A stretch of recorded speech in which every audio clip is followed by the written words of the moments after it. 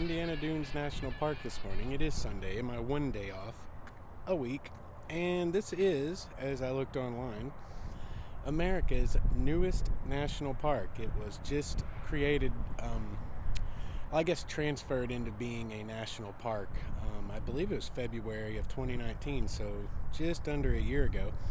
It was a state park and a national wildlife area, I believe.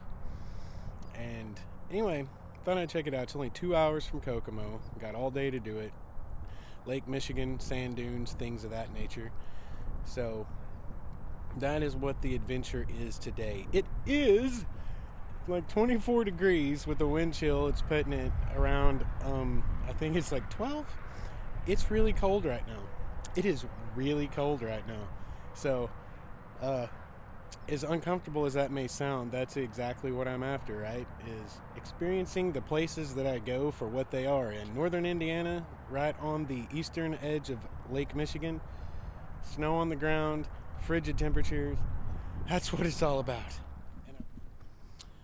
First stop on this little tour of the Indiana Dunes is Mount Baldy, which unfortunately is so impressive that it's created a situation where it is unimpressive.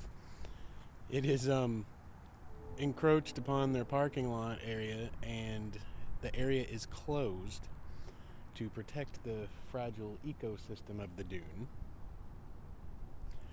And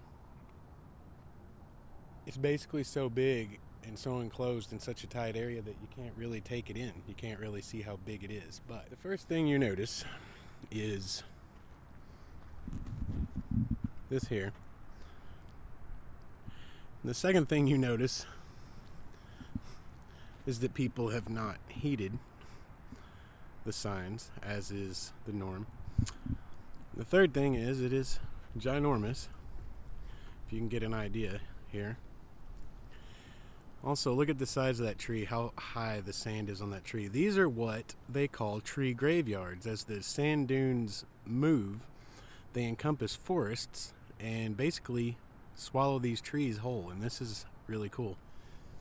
So this is a historic area inside of Indiana Dunes State Park. That is the historic Bailey Homestead. It was established, well, actually these log cabins were established in 1822, I believe, when they settled, and it became a fur trading post with the Potawatomi Indians. It's so cold I can't talk, y'all. My lips are frozen. Fur trading post. It became a fur trading post as they traded fur with the Potawatomi Indians. And then this house was being constructed when the patriarch, I think it was Joseph Bailey, died in 1835. But it's been restored to what it looked like in 1917 because it's the only photos that they could find to restore it to an accurate appearance. But the house had been remodeled and changed over the years many times. That brick structure was built for the patriarch's granddaughter in the 1870s. So, pretty cool little bit of history. There's a cemetery associated with this, and I am about to be on my way there now.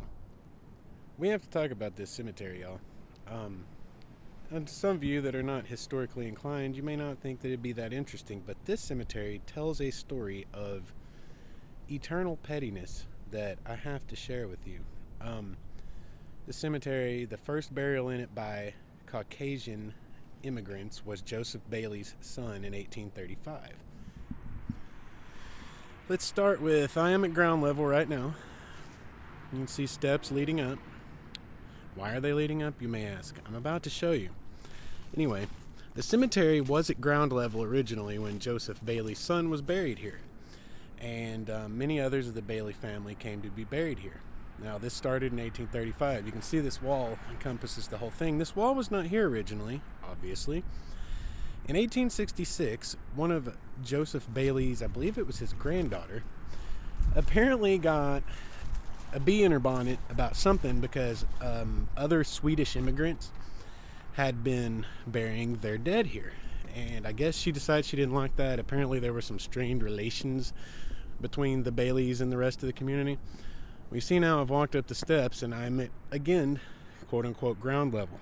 Well, what she did was she built this entire wall around this, and originally there were iron spikes installed around the top, and it was basically gated off so that no one could bury anyone in here except for who they wanted buried in here.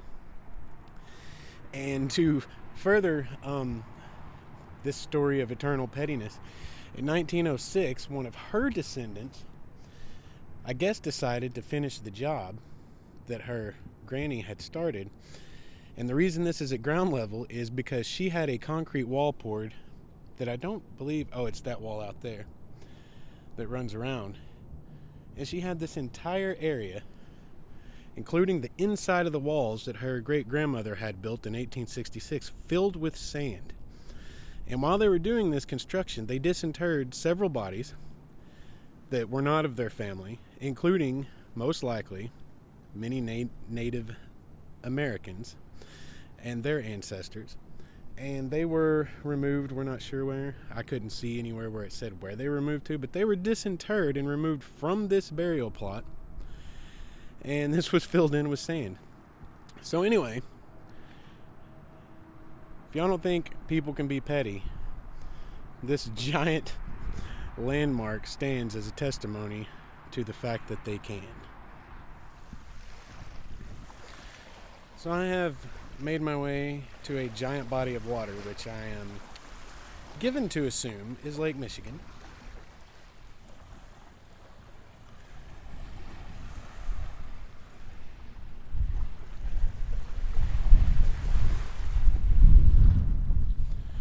Not a lot going on out here. It's pretty stinking cold. The lake is apparently down, receded, and this is not normal. A man told me earlier.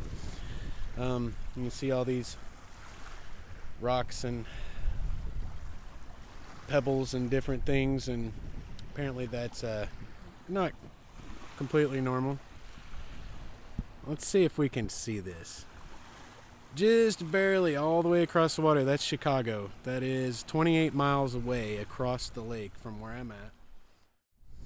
One of my favorite parts about going out and checking everything out in the world is you always meet people. You always meet cool people. And I just met 3 different groups of people down here on this barren lake today when it's frigid outside. Every one of them talked to me. One of them was into photography for many, many years and was a part of photography club. He saw my camera and we talked for a while. And then I met another couple, and I'd seen them coming down the beach and they were picking through the rocks. So I asked them what they were looking for in the rocks. Because like in California, it's one thing. You're looking for, beach glass, or you're looking for conch shells, or, some other kind of seashell. So I asked them, what are you looking for here? And essentially they were looking for beach glass. They also have beach glass here. They were telling me that they go on these walks together and they look for stuff like that. And she also finds fossils and she keeps those things. And they said just this last Thanksgiving they had family in, and they got out her big buckets of beach glass and stuff that they had collected. And they got some crafting stuff, and they created necklaces and jewelry for everyone. And everyone got to go home with a little bit of Lake Michigan beach glass from their holiday. And to me, that's just the coolest thing ever. That is awesome. That's enjoying the outdoors, thoroughly enjoying the outdoors, and then sharing that love of it with other people. So I believe I am done here at Indiana Dunes National Park for today. It's an interesting place. That is a good way to put it. It's a very interesting place. A lot of national parks, like you go in the Grand Canyon, you drive through the gate, and bam, you're on the South Rim. There's the Grand Canyon. You go into Yosemite, and you come in through the valley. Hey, I'm in Yosemite. Look, there's Capitan. There's Bridalveil. There's Upper and Lower Falls. There's Half Dome. It's all right there. This is spread out. There are several areas of this national park, and they're spread out by several miles, as a matter of fact. Like over here, you'll have this dune area, and then, bam, here's a huge steel mill. And here's some railroad tracks, and here's a neighborhood, and here's another area that's a lake shore. So you kind of have to travel back and forth by car through a lot of it. There are a lot of hiking trails. There's some history here. There's a lot of eco diversity. I think it said it's one of the top 5 or top 10 most eco diverse amongst all the national parks. They have like bogland, they have marshland, they have dunes, they've got lakeshore, there's mountains, there's a black oak forest. A lot of really interesting stuff to see. I am a big believer in the national park system, so if you're ever in Indiana, you need to come check out Indiana Dunes National Park and give it a day to check it out, because it's going to take you that long to go from area to area, and really kind of experience it.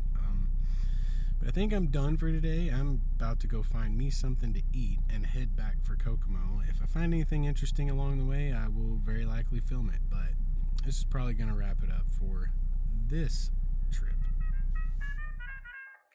We here at Studio 119 would like to remind all of you out there listening, wherever you might be, that though the hill might be steep and the trail be rocky, the mountaintop awaits. Carry on.